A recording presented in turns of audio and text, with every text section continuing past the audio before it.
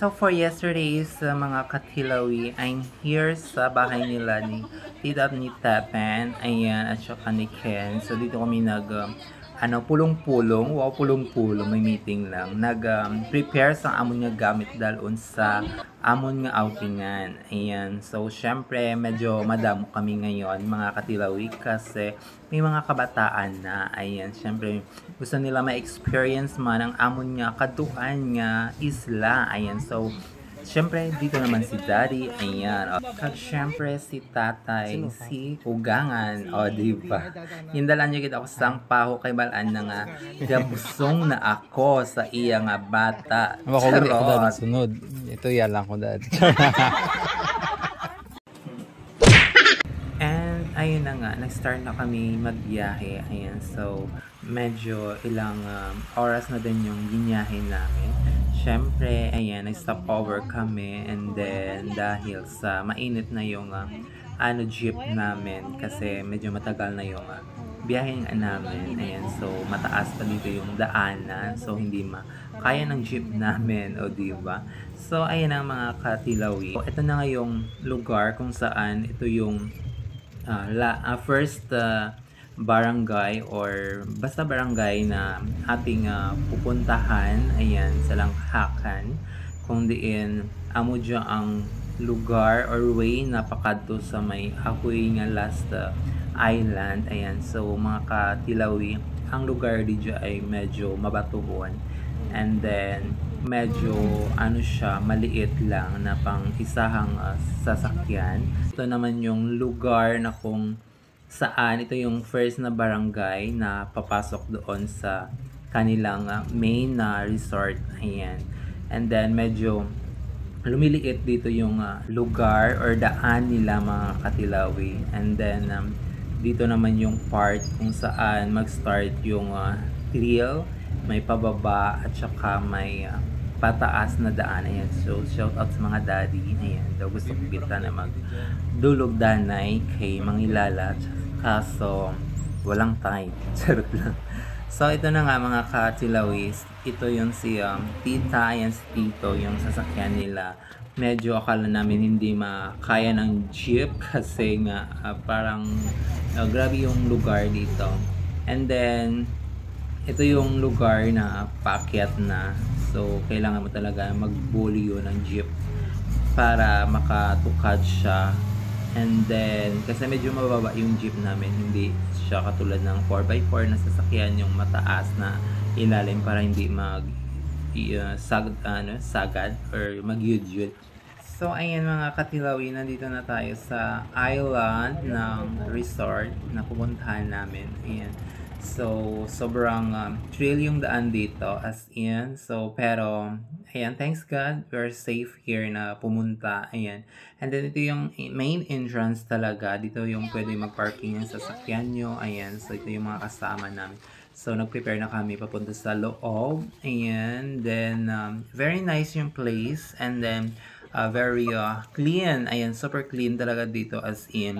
And then dito lang yung part na akala namin pwede lagyan ng tent. Ayan, pero ayan, parang walang lalagyan dito ng tent, na medyo mabaras. Ayan, kasi yung sa igad ng kanilang beach dito, mabatuhon siya. Ayan, konti lang yung space para kung in case na gusto mo maglagay ng tent. Ayan, so ewan namin kung saan kami maglalagay ng tent. Marami pa naman dala namin ng mga tent. Ayan, so ito yung lugar nila. Ayan, mga katilawi. Ayan, so ito yung mga cottages. Medyo mababa lang yung price nila ng mga dito, unlike sa aming cottage na kinuha sa floating cottage. Around 5,000 yung aming floating cottage, and then meron ding floating cottage pero hindi siya covered ng pwedeng matulog doon. Ayan, around mga 3,500 ata. Ayan, so ito yung mga medyo mababa yung price. So ayan, let's go and let's tour yung kanilang isla dito, yung cottage namin. Ayan, Tumutang naman siya.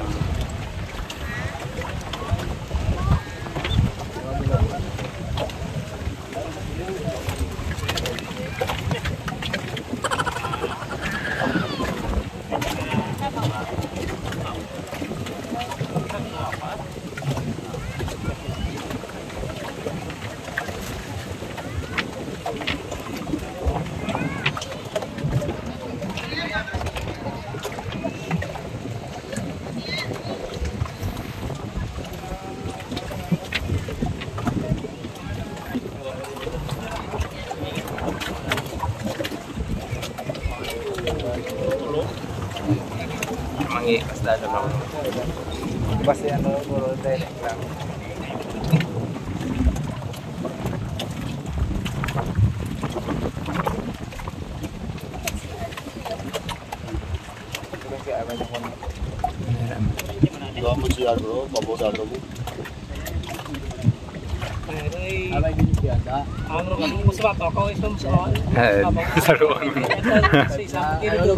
Tapos malihan mo, gaara na ako. Pagyanay. Mga udungan mo. Ako ni muna.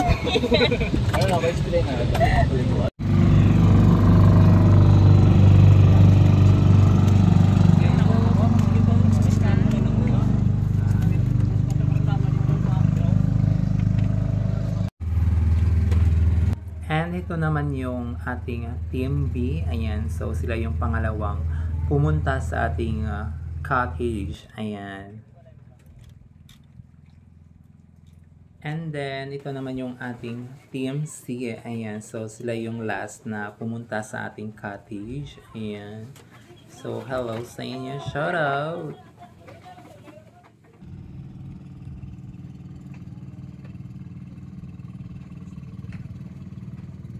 And ayan mga katilawi, ito-tour ko kayo sa second floor ng aming cottage na makikita mo dito yung ganda ng mga bukid. Ayan. So ayan mga ka-BJ, ito yung sa taas. Ayan, puntahan natin yung kwarto room. Ayan.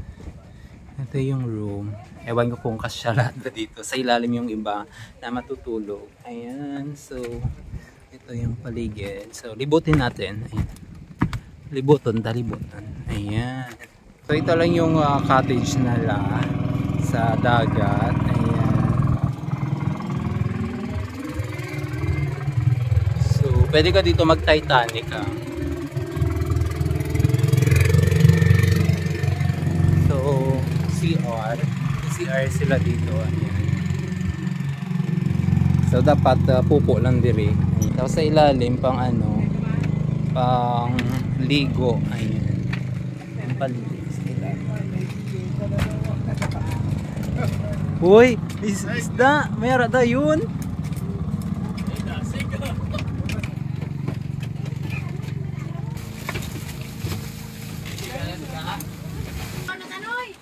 Isa ka ng laloy. Isa ka bag ko. At this part mga katilawi, yung bonnet ay nadala ng isda. So, hindi agad nakuha. So, sayang yung bonnet namin. Ganun mo rin, gamay lang mo. And sa lahat na nagtatanong, meron din naman silang pool dito. Ayan. So, para hindi ka na makaligo sa labas.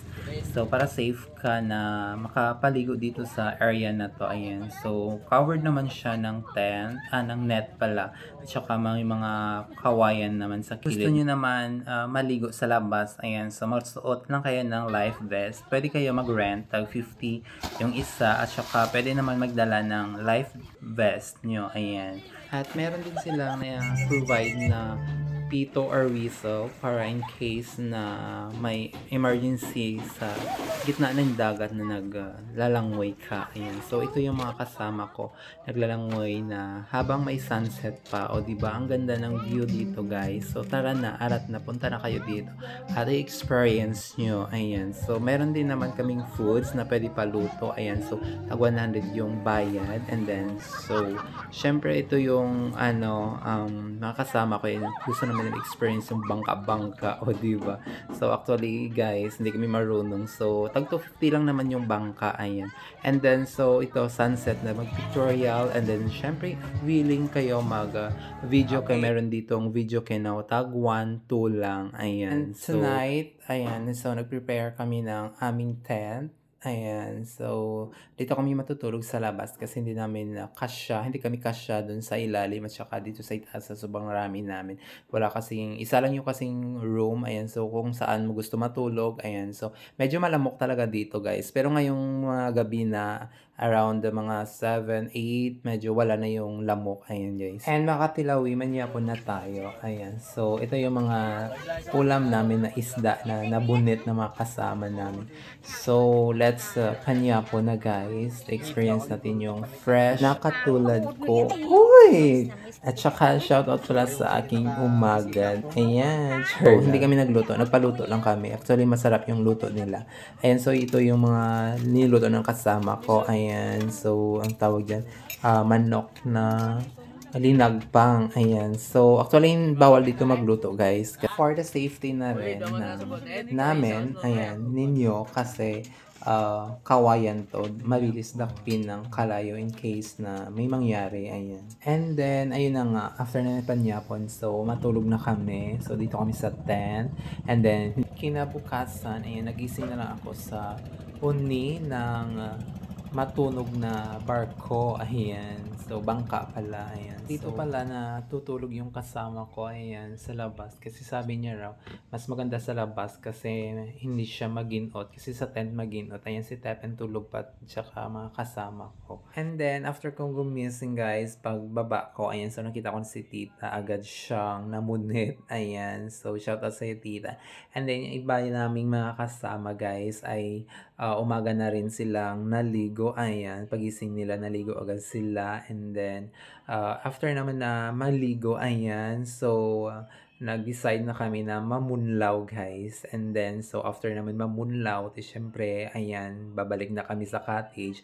Hila-hila ulit kami ng kalat, ayan. And then, after all, and, ano na kami, tawag dyan, naghimos na kami para uuwi kami, guys, sa probinsya ng Iloilo dito sa Pavia.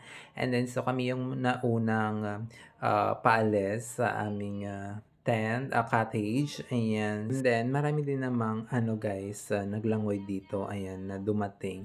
And around 12 noon kami kahapon na dumating, ayan. So, 12 noon din kami aalis ngayong umaga na to. And then, so, pag-picture-picture muna kami ng mga kasama namin before kami aalis. Ayan. So, ito na nga, guys. Na-travel na kami paalis. And then, keep safe sa amin. And then, na-enjoy namin kahit na isang araw lang kami at isang gabi dito sa isla ng Ahoy. Ayan. So, for more info, ayan. So, see you next travel and next vlog namin ng Team Survivors. Ayan. Thank you so much, Family Hilaos and Cecilia. Ayan. So, good luck and God bless to us.